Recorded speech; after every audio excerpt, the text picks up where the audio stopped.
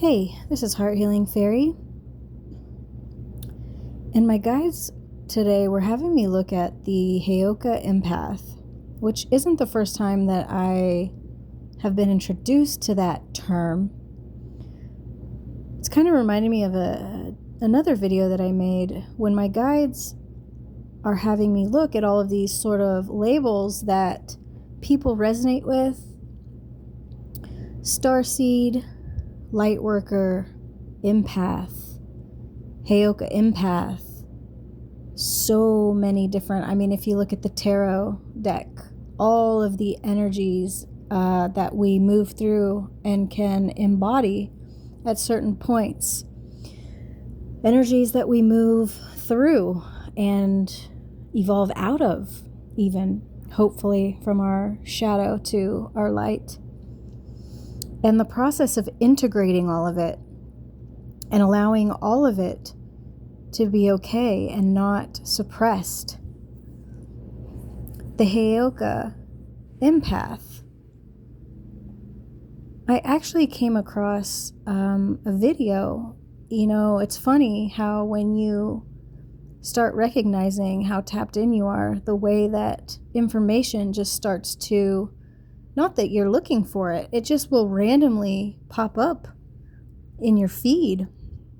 You might have even noticed this with music that might connect to certain people when you feel someone's reaching out for you. The Heyoka empath is said to be one of the rarest types of empath. For me, the labels don't really matter.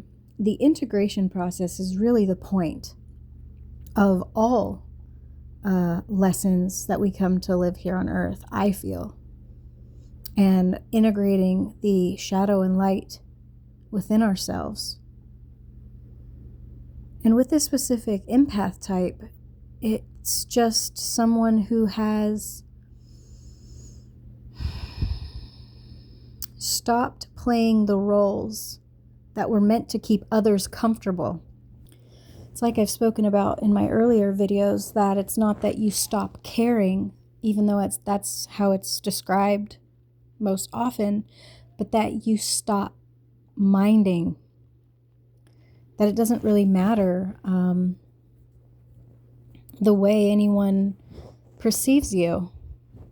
It starts to really not matter if you're misunderstood.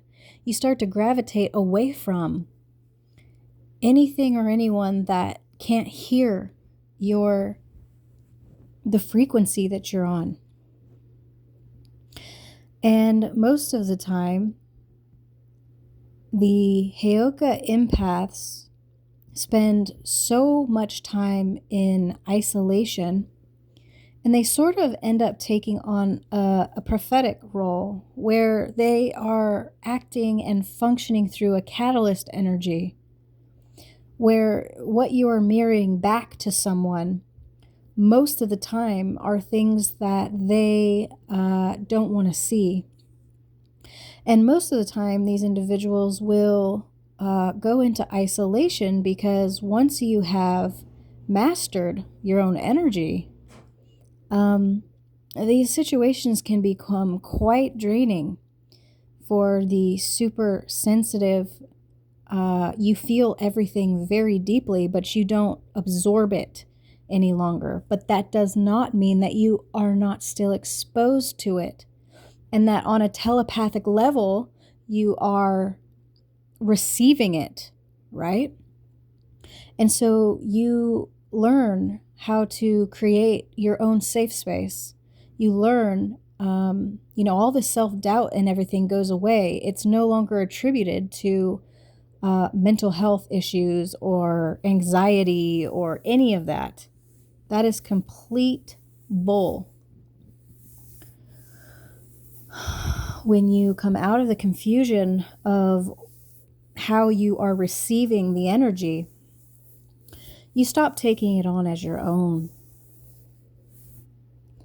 And I am hearing that you are even one who, you don't even do any type of return to senders, although you could, but that you understand the energy so profoundly that that isn't even necessary at this point. That you've learned so many ways of clearing your space and your energy, where that's become, it's like you understand that nothing's attacking you. It takes a while for us to really comprehend what it is to truly be a deeply feeling, sensitive, empathic energy in this world. You start to selectively give energy, and you will withdraw when your soul, I want to say, requires it. You've been through all of the cycles of the drainage, of the siphoning, of the guilting, of the projections. You've stepped out of this. Labels don't mean anything at all. We use language to describe a lot of these processes that take place within the human psyche, but what it all really boils down to, and what my guides were kind of showing me, because it's like,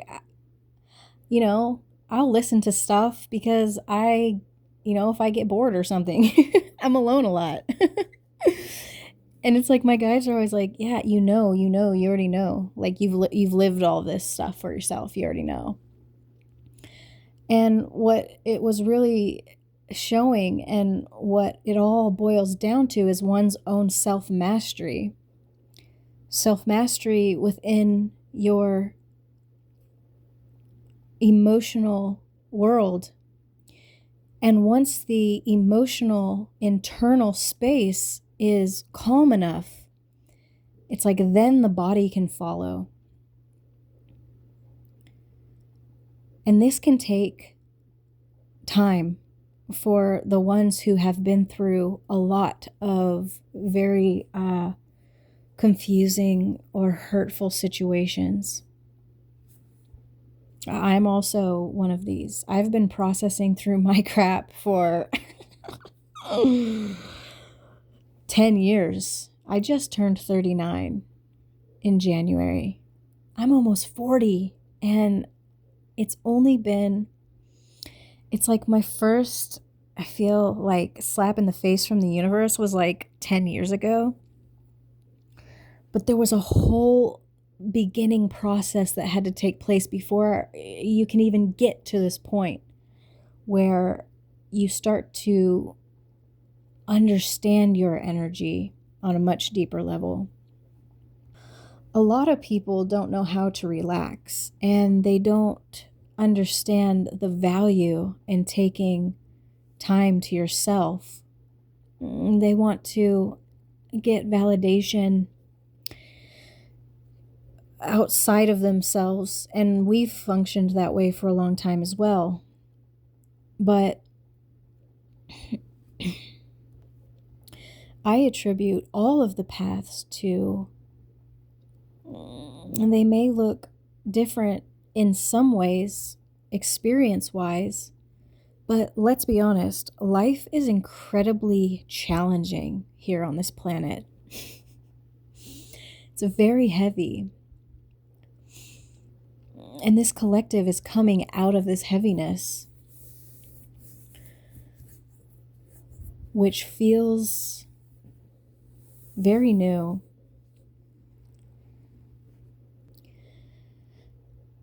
I'd also like to share that I am a universal life force Reiki practitioner, and that I have started the beginning stages of a shop on Etsy, where at some point I just started, I've always been a crystal freak since I was like a teenager.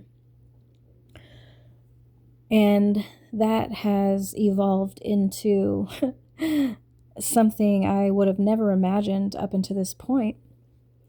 And so if you resonate with crystals at all, even if you don't, I remember getting my first amethyst where I was struggling with depression, quote unquote, and anxiety. And I saw a little amethyst on a necklace on something, and I was like, oh, maybe this will help. And that unfolded a path of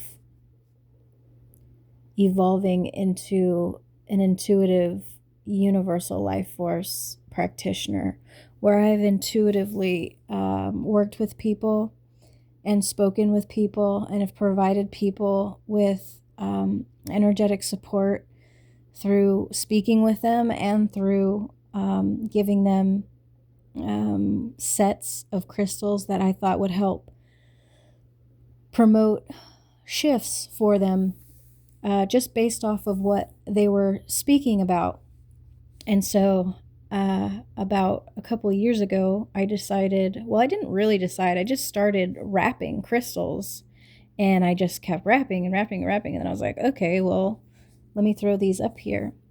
And that was even before I started this channel. And so at this point, my next steps are I am planning on adding candles and various tarot decks and oracles that I no longer use, and probably like handmade soaps and stuff like that too.